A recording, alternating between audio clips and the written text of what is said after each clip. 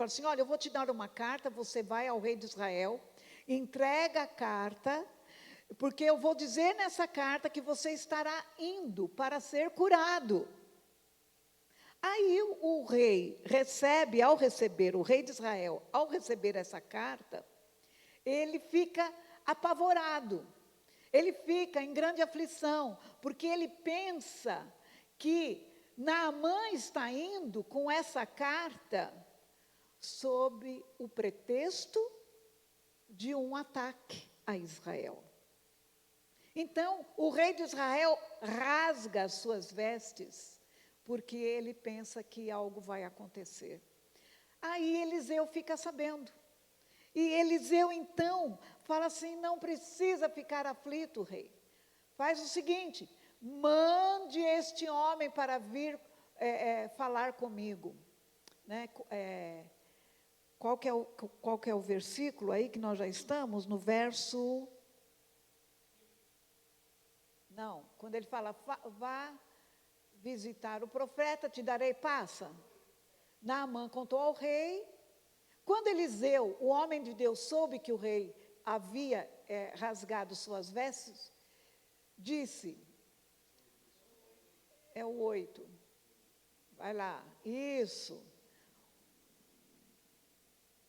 Mas quando Eliseu, o homem de Deus, soube que o rei de Israel havia rasgado as roupas, mandou-lhe essa mensagem.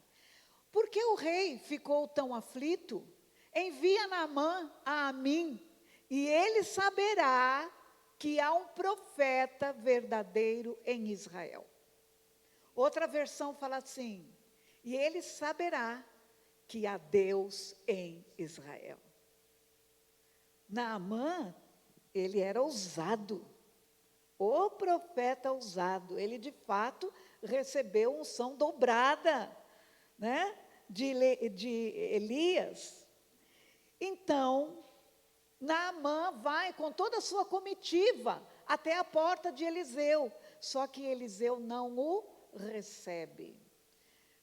Vai passando, ele não o recebe. E aí, o que ele faz, gente? Ele manda um mensageiro a dizer a Naamã, vá e lave-se 7 vezes no Rio Jordão, sua pele será restaurada e você ficará curado da lepra. Naamã ficou o quê, gente? Indignado. Ele disse, imaginei que ele sairia para me receber. Quem ele está pensando que ele é? Será que ele não sabe quem eu sou? Esperava que movesse as mãos sobre a lepra, invocasse o nome do seu Senhor, seu Deus, e me curasse. Não são os rios Abana e Farfar em Damasco melhores que o rio de Israel? Ele ainda desprezou o rio Jordão, né? Será que eu não poderia me lavar em um deles e ser curado? Naamã deu meia volta e partiu furioso. Mas seus oficiais tentaram convencê-lo, dizendo, meu senhor, se o profeta lhe tivesse pedido para fazer algo muito difícil, o senhor não teria feito? Por certo, o senhor deve obedecer à instrução dele, pois disse apenas, vá, lave-se e será curado. Então, Naamã desceu ao Jordão e mergulhou 7 vezes. Conforme a instrução do homem de Deus. Sua pele ficou saudável, como a de uma criança, e ele foi curado. Uma coisa que eu quero chamar a sua atenção. Primeiramente, quem é que fala com Naamã? Lá, na casa de Naamã. A menina, quem era ela? Uma serva, uma escrava. Aí ele vai até Eliseu. Quem é que fala com ele? Um servo. Eliseu não o atende, manda o mensageiro. Aí ele quer voltar furioso, mas quem é que fala pela terceira vez com ele? outros servos, os seus oficiais. O que nós aprendemos aqui? Que Deus está trabalhando no coração de Naamã para que ele fosse quebrantado, para que ele aprendesse a humilhação diante do Deus verdadeiro.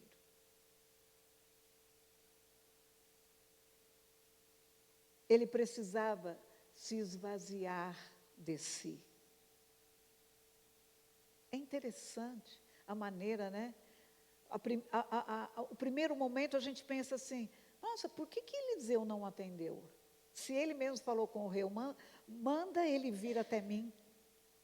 E na hora que ele vai até Eliseu, Eliseu não o atende, manda um mensageiro. E ele fala, nossa, eu imaginei totalmente diferente. Eu imaginei que eu ia ser muito bem recebido, que ele viria e pusesse as mãos sobre mim. Nem sempre é como a gente quer. Deus faz conforme Ele quer com cada um, porque Ele conhece o coração de cada um. Deus sabe como deve nos tratar, Deus sabe por onde devemos passar até que a bênção chegue até nós. Então, uma das coisas que nós vemos aqui, o trabalhar de Deus no coração de Naamã. E Deus estava no processo, trabalhando no processo de quebrantamento do seu coração. Naamã precisou se dobrar, se humilhar. Então ele foi ao Rio Jordão. E é interessante, quando ele sai do Rio Jordão, nós vemos aqui, vamos lá, verso 14. Assim Naamã desceu ao Jordão e mergulhou 7 vezes, conforme a instrução do homem de Deus. Sua pele ficou saudável, como a de uma criança, e ele foi curado. Próximo versículo. Então Naamã e toda a sua comitiva voltaram para onde morava o homem de Deus. Ao chegar diante dele, Naamã disse, olha a declaração que Naamã faz. Agora sei que no mundo inteiro não há Deus senão em Israel. Por favor, aceite um presente de seu servo. Mas Eliseu respondeu, tão certo como vive o Senhor, a quem sirvo, não aceitarei presente algum. Outro fora que Naamã levou. Embora Naamã insistisse, Eliseu recusou. Então Naamã disse, está bem, mas peço que permita que este seu servo leve para casa 2 mulas carregadas com a terra deste lugar. De agora em diante, nunca mais oferecerei holocaustos e sacrifícios a qualquer outro Deus, senão ao Senhor. Naamã saiu do Rio Jordão, o rio que ele desprezou, que não era tão bom como os de Damasco. Ele saiu convertido. Ele saiu convertido e ele declara então a Eliseu que agora ele sabia que não havia outro Deus senão o Deus de Israel. E é interessante, ele quer levar terra, né, uma porção de terra para a Síria, porque tinha a ver com o costume daquela época, um simbolismo, uma coisa como que se fosse assim, é a bênção que eu estou trazendo lá de Israel. E claro, Naamã ainda tinha acabado de se converter. Ele não conhecia ainda os princípios de Deus. Mas uma coisa é certa, a declaração que ele faz, que de agora em diante, ele não mais ofereceria sacrifícios a outro Deus, senão ao Senhor de Eliseu.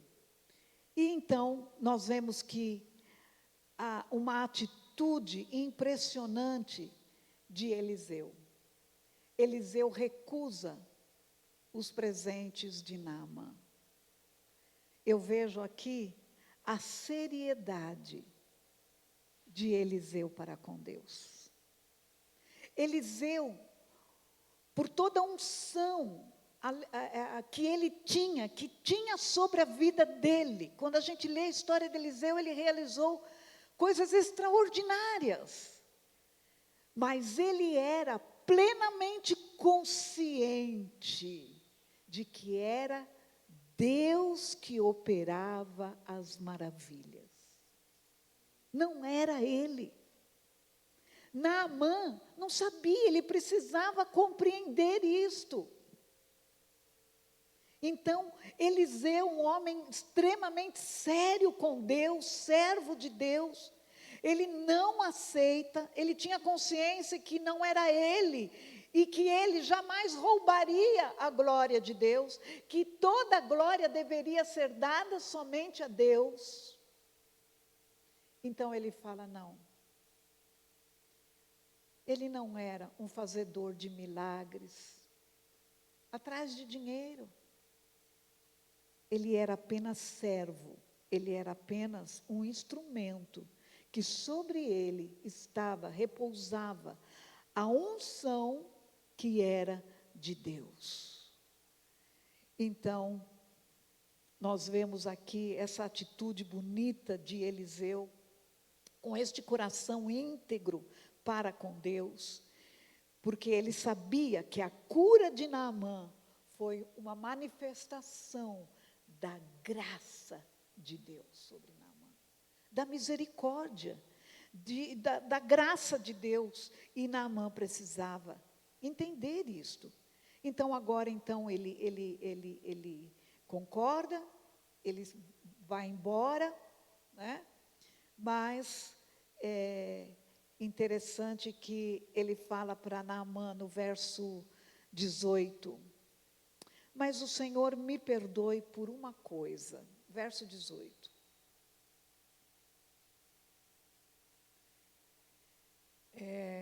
Quando meu senhor, o rei, for ao templo do Deus Rimom para adorar ali e se apoiar em meu braço, que o Senhor me perdoe quando eu também me curvar. Olha a consciência que Naamã já tinha tomado, que ele não deveria mais se prostrar diante de qualquer outro Deus. Mas como ele servia, ele era servo e ele ia com o seu rei no templo do Deus Rimom. E ali o rei se dobrava diante daquele rei. Então ele tinha que se apoiar em Naamã. Então, para dar esse suporte, Naamã também se ajoelhava. Mas ele teve uma consciência tão profunda que ele explica para Eliseu. E Eliseu fala então, vá em paz. E Naamã então partiu para casa. Porém, o capítulo se segue. Aí vem um momento que não era tão bom, né? Mas Geazi, servo de Eliseu, o homem de Deus, pensou, meu senhor não deveria ter deixado esse sírio Naamã partir sem aceitar os presentes. Tão certo como vive o Senhor, eu vou correr atrás dele para ver se consigo alguma coisa. E Geazi correu atrás de Naamã. Quando Naamã viu que Geazi corria atrás dele, desceu de sua carruagem e foi ao encontro dele. Está tudo bem? Perguntou Naamã. Sim, está tudo bem, respondeu Geazi. Meu senhor me enviou para dizer que acabaram de chegar 2 jovens profetas da região montanhosa de Efraim. Meu senhor pediu 35 quilos de prata e 2 roupas de festa para eles. Claro, leve 70 quilos de prata, insistiu Naamã. Ele lhe deu 2 roupas de festa, colocou a prata em 2 sacolas e enviou 2 servos para carregarem os presentes para Geazi. Ao chegarem à colina, Geazi pegou as sacolas, enviou os servos de volta e escondeu os presentes dentro de casa. Quando entrou para ver seu senhor, Eliseu lhe perguntou: onde você esteve, Geazi? Não estive em lugar algum, respondeu Geazi. Mas Eliseu lhe disse: você não percebe que eu estava presente em espírito quando Naamã desceu da carruagem para encontrar-se com você? Esta definitivamente não era ocasião de receber dinheiro e roupa e outras coisas. Segue.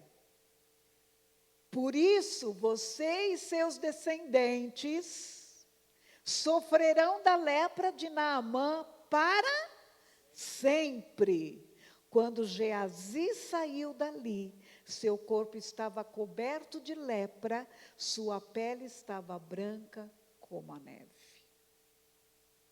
Meu Deus do céu, que triste. Então, o que nós vamos observar aqui agora na vida de Geazi? Ele foi reprovado diante de um teste. Ele foi reprovado. Ele não poderia ter feito o que ele fez. O proceder dele revelou o que estava no seu coração. Ganância.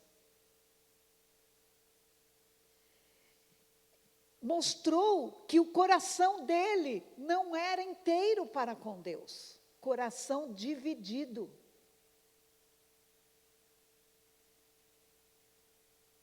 E diante, então, de um teste, ele foi reprovado. Veio à luz o que estava dentro do seu coração.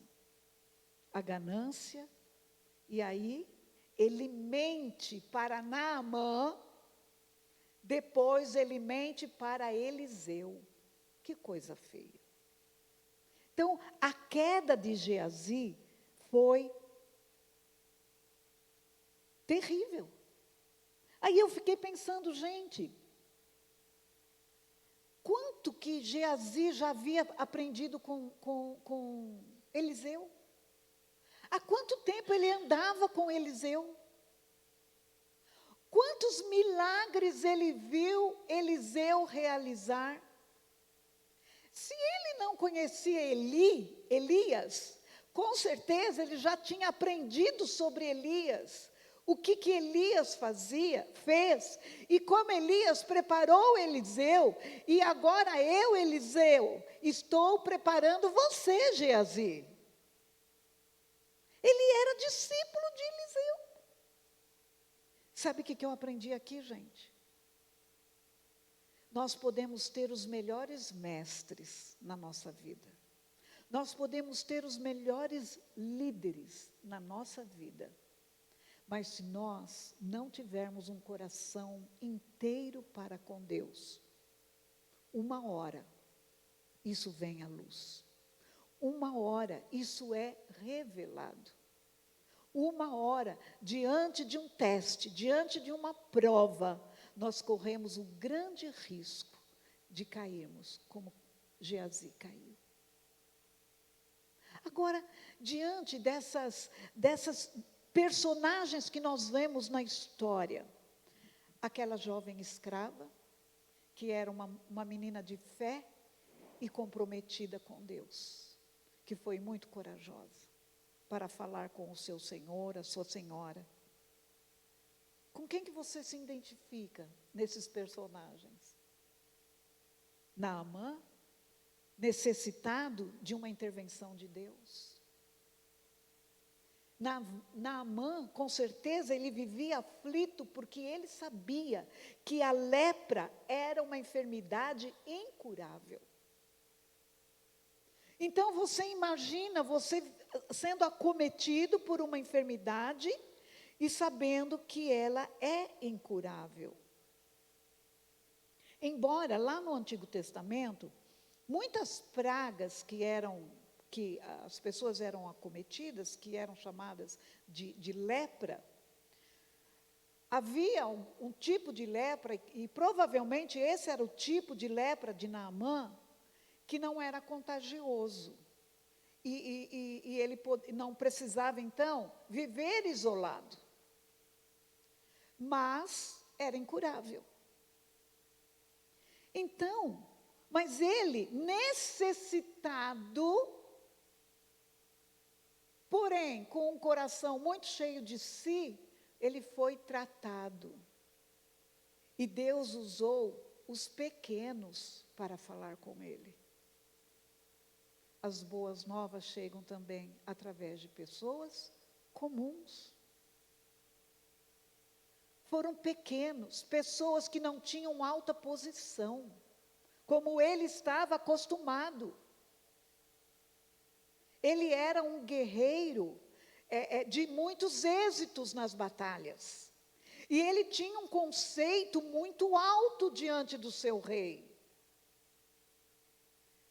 Mas ele precisou se submeter aos pequenos que foram usados por Deus. E diante da sua necessidade, então agora, a intervenção de Deus sobre a vida dele, Deus o cura, mas Deus alcança o seu coração e ele sai do Rio Jordão, curado e convertido. Completamente consciente de que havia Deus em Israel, que Deus de Israel era o único Deus verdadeiro. Talvez você, hoje, se identifique com Naamã. Uma causa difícil, um problema que está difícil de solucionar. Deus espera de você um coração quebrantado, para que Ele possa se manifestar a sua graça, e você dar a Ele toda a glória. Temos também os oficiais de Naamã. Imagina, naquele momento que Naamã estava voltando, o texto fala que ele estava furioso. Mas os oficiais aqui, os seus servos, também foram corajosos. Espera aí, meu senhor, espera um pouquinho, procura se acalmar. Se ele tivesse pedido algo tão difícil, o senhor não faria? Então, é fácil o senhor ir e mergulhar 7 vezes no Rio Jordão. Então, Naamã, respira fundo. Não, é melhor eu ouvir os meus servos. Novamente, Deus usando os menores. Você escolhe pessoas para ouvir? Você tem um coração que, se um pequenino vier falar com você, você vai ouvir? Alguém que não tem posição? Alguém que talvez você nem saiba o nome, mas se for levantado por Deus para falar com você, você dará ouvidos? Essa é uma pergunta que nós precisamos perguntar. Como que está o nosso coração? Eu tenho um coração quebrantado, humilde? Pode ser que você se identifique com Eliseu, um profeta de Deus. Tenha coragem de, quando um bacana como Naamã bater a sua porta, você mandar um mensageiro. Você faria isso como Eliseu? Ou você diria assim: meu Deus, um comandante, alguém muito importante, deixa eu ir lá me arrumar direitinho, eu vou até a porta, vou mandá-lo entrar. Que ousadia de Eliseu. Que ousadia. Com quem você se identifica? Com Geazi? Não, pelo amor de Deus, nunca. Guarde o seu coração. É um perigo que todos nós corremos. Não é à toa que a palavra de Deus fala, sobretudo, guarde o seu coração.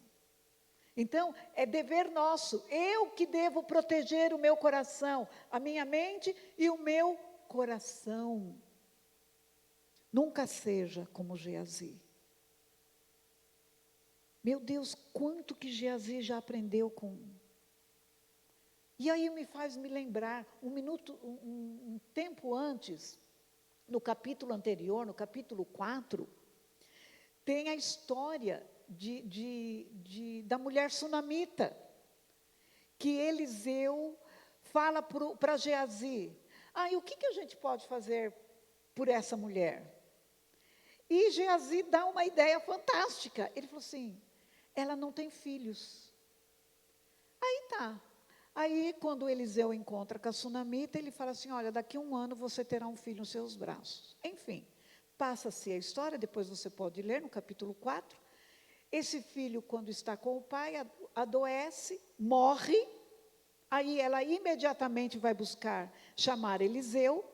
E Eliseu fala para Geazi, olha, pega o meu bordão, o meu cajado, vai à minha frente. Quando você chegar lá, na casa da sunamita, toca no menino. Geazi foi. E quando ele tocou no menino, o que aconteceu? Nada. O menino não ressuscitou. Aqui já mostra alguma coisa, né? E aí precisou chegar Eliseu. E aí ressuscita o menino. Então, mas enfim, Geazi já tinha visto muitas maravilhas. Com certeza, ele conhecia as atitudes de Eliseu diante de Deus e sabia que Eliseu era um homem de Deus, um homem que tinha um coração íntegro. Mas o seu coração não foi íntegro. E no momento do teste ele foi reprovado. Agora, vamos pensar em Naamã novamente? Naamã voltou para a Síria, com a sua comitiva, convertido. Aí ele chega em casa. Como que você acha que ele se dirigiu àquela menina? A gente pode imaginar, sim ou não? Podemos imaginar o quanto ele foi grato com aquela garota. É bem possível que ele tenha até mesmo tirado ela da condição de escrava e promovido aquela menina. Naamã, nós podemos também imaginar que Naamã, como era um homem de grande influência, ele testemunhou do que Deus fez na vida dele para as pessoas lá na Síria. Você pode imaginar isso? Com certeza, ele não guardou aquilo para si. Então eu quero convidar você nesta noite a pensar. Eu quero ser como aquela jovem? Não importa onde eu estou, se eu sou um servo, uma serva de Deus, eu tenho consciência de que onde Ele tem me colocado, há um propósito. E não importa se o Senhor a quem eu sirvo, eu serei misericórdia se Ele for digno de misericórdia. No coração daquela menina havia aquele princípio que o apóstolo Paulo nos exorta dizendo, tudo quanto você fizer, faça como para o Senhor, porque é ao Senhor que você serve. ela fazia isso. Eu estou aqui, sobretudo, servindo ao meu Deus. Portanto, ela teve um coração totalmente sensível a Deus. Deus amou Naamã através daquela menina.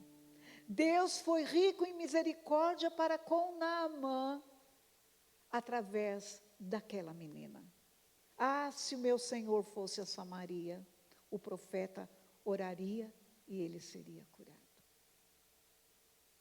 Vamos nos colocar de pé.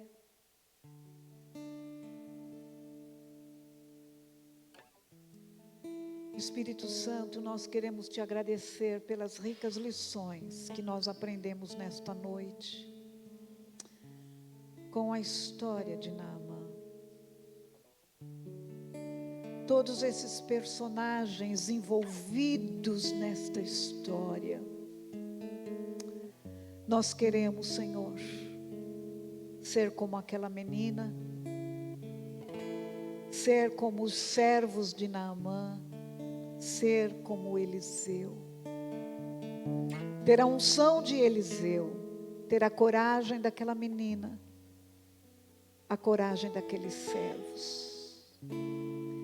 Queremos, ó Pai, ter um coração inteiro para com o Senhor. Deus, não importa a situação, as circunstâncias, o que importa é o propósito. O Senhor tem um propósito perfeito. Com certeza um dia, quando encontrarmos com essa menina, que nem sabemos o nome, mas quando a encontrarmos na eternidade, ela poderá nos contar o que aconteceu depois, quando Naamã voltou para casa. Ah, Senhor, eu oro, Pai, nesta noite, para que essas lições fiquem gravadas no nosso coração. Eu oro para que nesta noite, esta lição, essa história, fortaleça a nossa fé e nos leve a ficarmos firmes na nossa posição, onde o Senhor tem nos colocado. Porque o Senhor nos dará a força, o Senhor nos dará a direção, o Senhor também nos dará as palavras certas e a sabedoria em como falar. Oh Deus, eu coloco cada um dos meus irmãos diante do teu trono de graça. Que o Senhor esteja tendo total liberdade de trabalhar em nós. Se há corações indiferentes, corações frios, ah, Senhor, que haja o toque do Senhor, que nós nos humilhemos diante de Ti, levando as nossas necessidades, assim como Naamã fez. Ele teve que se dobrar, ele se humilhou 7 vezes naquele rio. Não importa quantas vezes teremos que nos dobrar, mas a Tua graça se manifestará na nossa vida, a Sua misericórdia, assim como o Senhor o fez para com Naamã. Ah, Senhor, fortalece a fé dos meus irmãos, para o louvor da Tua glória.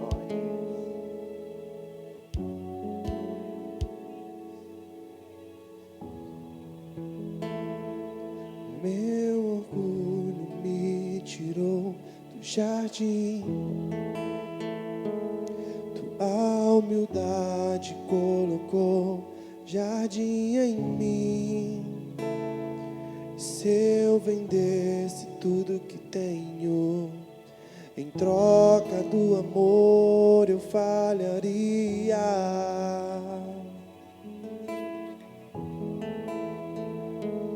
Pois o amor não se compra, nem se merece.